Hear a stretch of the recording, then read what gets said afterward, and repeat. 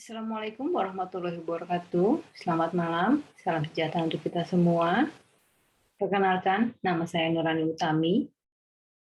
Kali ini saya akan membawakan materi dari Bapak Dr. Syihabuddin Syahid, MSI, terkait tentang strategi pembelajaran dan motivasi belajar. Materi ini sudah disampaikan oleh Bapak Dr. Syihabuddin pada workshop latihan keterampilan dasar teknik instruksional atau pekerti bagi dosen perguruan tinggi. Bagi Bapak, para Ibu, para dosen, silakan untuk bisa menyimak poin-poin penting yang akan saya sampaikan. Tujuan umum dari strategi pembelajaran dan motivasi belajar bagi peserta workshop pekerti diharapkan mampu untuk memahami dan mengembangkan strategi pembelajaran. Tentu saja ini akan membantu proses belajar mengajar bagi para dosen di kedepannya, karena akan ada pengetahuan-pengetahuan yang diutarakan dalam materi ini. Yang kedua adalah memotivasi diri dan mahasiswa untuk terus belajar. Tentu saja ketika mulai berkarir dalam mengikuti masuk dalam proses belajar mengajar sebagai dosen, maka kita tidak akan pernah bisa stop dari yang namanya belajar. Karenanya dengan pekerti ini diharapkan dosen terus termotivasi dirinya untuk terus belajar, meningkatkan kompetensi dirinya, serta kualifikasi dirinya, agar terus bisa men-sharing ilmu-ilmunya kepada para peserta didiknya. Tujuan khusus dari pembelajaran strategi pembelajaran dan motivasi belajar ini adalah menjelaskan bagaimana strategi pembelajaran di perguruan tinggi. Sangat seru ya, berarti kita nanti akan mendapatkan strategi-strategi seperti apa sih pembelajaran yang efektif dan efisien. Yang kedua adalah menjelaskan motivasi belajar di perguruan tinggi. Nah, di sesi motivasi ini akan didetailkan lebih jelas lagi terkait dengan motivasi-motivasi yang mempengaruhi proses belajar mengajar. Yang ketiga adalah menjelaskan tuntutan belajar di perguruan tinggi. Bahwa sebagai dosen tentu saja memiliki 3 kewajiban pokoknya dalam Tridharma, yaitu terkait tentang proses belajar mengajar itu sendiri, lalu kemudian tentang penelitian dan pengabdiannya kepada masyarakat. Oke, lanjut. Ada banyak definisi terkait dengan strategi pembelajaran, juga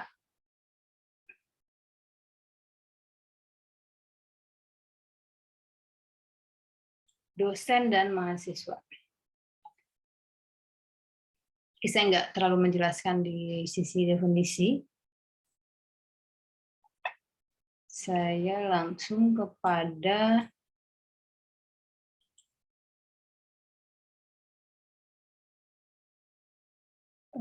kompilasi dari beberapa definisi pembelajaran yang diungkapkan, maka dapat ditarik satu definisi yang sangat lengkap terkait dengan pembelajaran, yaitu pembelajaran adalah suatu sistem instruksional yang terdiri atas beberapa komponen. Nah, komponen apa aja sih? Tentu saja salah satunya adalah tujuan. Tujuannya apa sih dari proses pembelajaran itu? Yaitu mendeliver knowledge, pengetahuan, ilmu. Lalu kemudian mahasiswa bisa menyerap dengan baik ilmu yang disampaikan. Lalu komponen yang kedua adalah bahan ajar, tentu saja kita perlu yang namanya silabus atau RPS, karena dengan adanya bahan ajar tersebut sudah diset secara pasti dari pertemuan 1 hingga pertemuan ke-16 poin-poin dan capaian pembelajaran yang menjadi tujuan dari pembelajaran itu sendiri. Lalu kemudian tentu saja harus ada mahasiswanya yang memang sebagai peserta didiknya. Dan harus ada dosen sebagai pendidiknya yang memang mendeliver ilmu tersebut. Yang bisa men-share kondisi lapangan sehingga mahasiswa lebih bisa mencoba untuk seolah-olah masuk ke dunia lapangan itu sendiri. Lalu metode pembelajarannya juga diperlukan sebagai komponen dan media pembelajarannya juga, karena di era pandemi ini terdapat metode pembelajaran secara daring dan secara offline, dan yang ketiga yang muncul karena fenomena dari pandemi ini yaitu metode pembelajaran secara hybrid, di mana secara offline dan langsung juga secara online. Nah, media juga terkait dengan metode pembelajarannya. Dan tentu saja dari proses pembelajaran itu harus ada evaluasi. Nah, evaluasi yang dimaksud di sini adalah terkait dengan maksudnya dosen, bagaimana rapornya ketika pembelajaran itu dilakukan. Lalu kemudian evaluasi juga dilakukan terhadap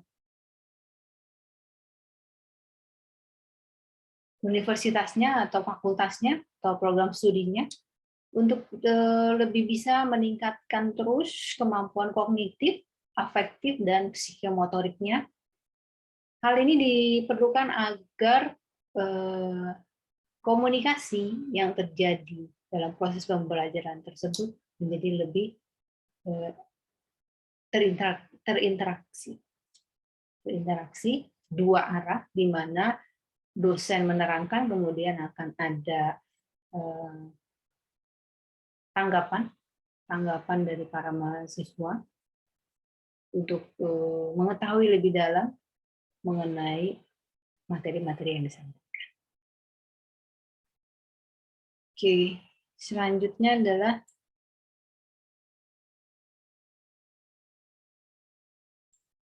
ini sangat penting sekali untuk bisa di-share bahwa pentingnya strategi pembelajaran.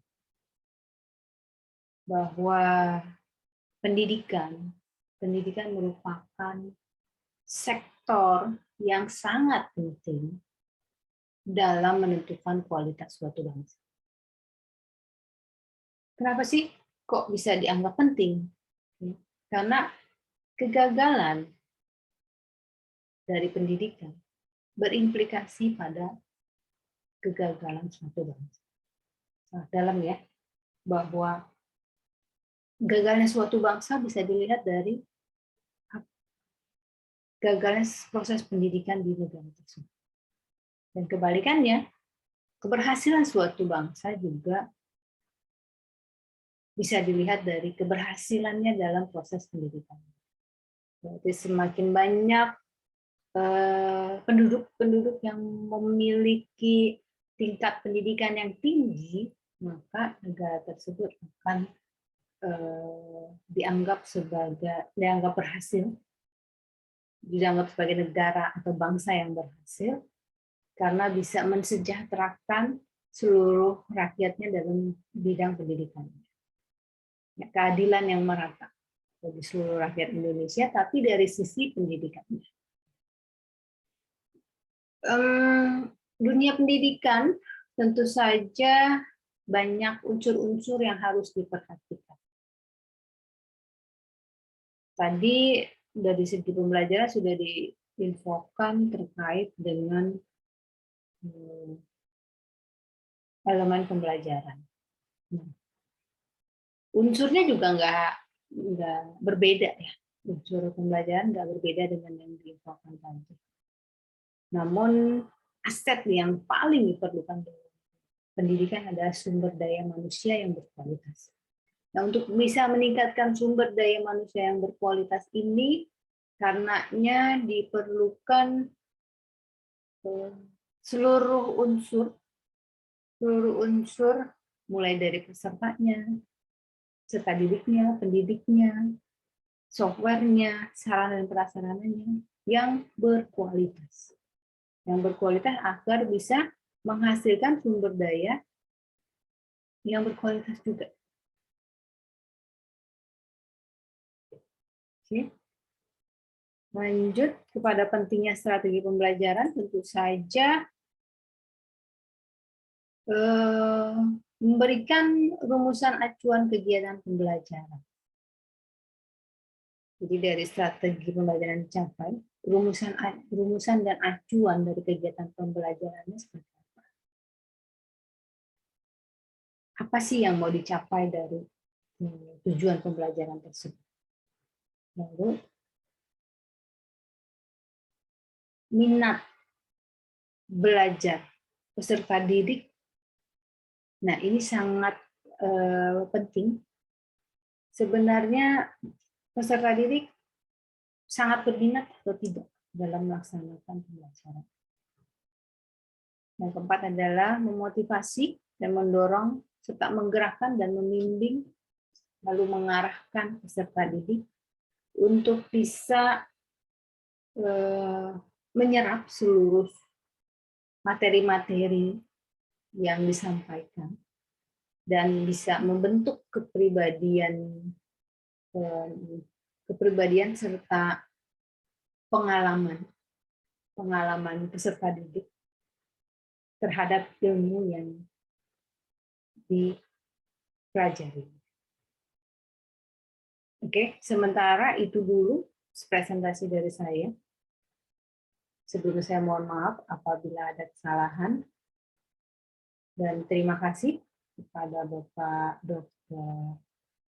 Syaibuddin Said, MSI, atas kesempatannya untuk bisa mengajari kami, para dosen-dosen pemula, untuk tetap termotivasi